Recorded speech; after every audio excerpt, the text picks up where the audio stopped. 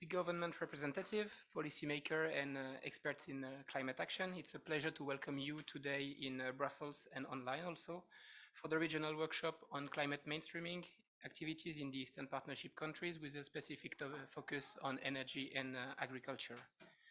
Eastern partner countries face high vulnerability to the harmful effects of climate change. Natural disasters such as increased extreme weather events, frequent heat waves, forest fire, drought, flooding are becoming more frequent. The Paris Agreement intends to enhance adaptive capacity, strengthen resilience, and reduce vulnerabilities to climate change. To do so, countries are requested to submit and regularly update information on their mainstreaming activities, implementation, and support needs. The invasion of Ukraine and the response to the crisis by the international community through sanctions against Russia have impacted significantly the EU and its neighboring region. In 2023, Russia's war of aggression against Ukraine, the climate crisis, and their economic and social consequences will remain key issues for the EU and the world. The EU will continue supporting Eastern Partnership countries, resisting the weaponization of energy by Russia, by accelerating the decarbonization of their economies. It will require working with our partners to stabilize global energy markets and help the most vulnerable countries to face the consequences of this new geopolitical environment. Our main message is that despite a short-term need for alternative fossil fuel supplies, the European Green Deal is instrumental in addressing some of the implications of the war in Ukraine.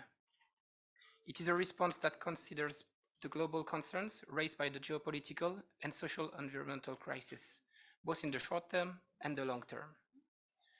The European Green Deal aims to make Europe climate neutral by 2050.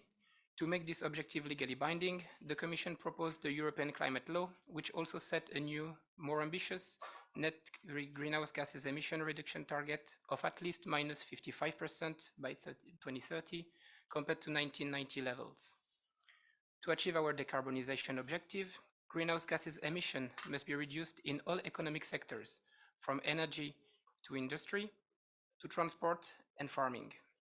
Climate change is a global threat that impacts our economies, environment, health, biodiversity, energy system, food system, land use, and also our well-being.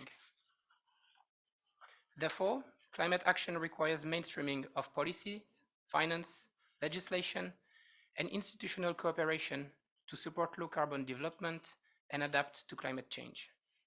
Eastern Partnership countries have already developed a series of studies and plans looking at the following topic: energy, agriculture, health, gender, transport, and waste.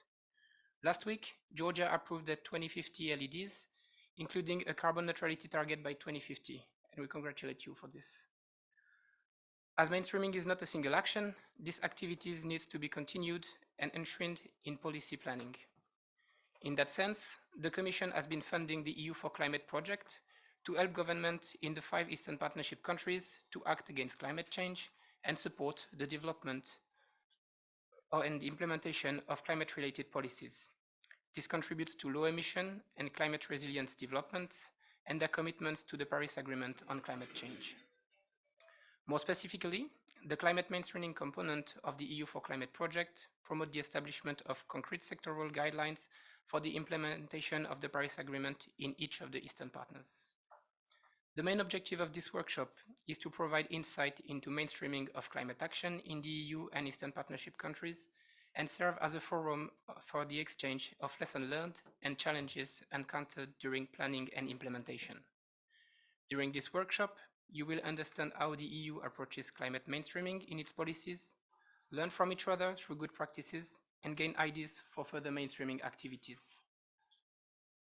This workshop is the right opportunity to move the climate change adaptation agenda ahead, raise awareness on the added value of such policies, and facilitate dialogue among Eastern Partners countries. On this note, I wish you a fruitful discussion, and I hope this workshop will yield another important step towards climate action. Thank you.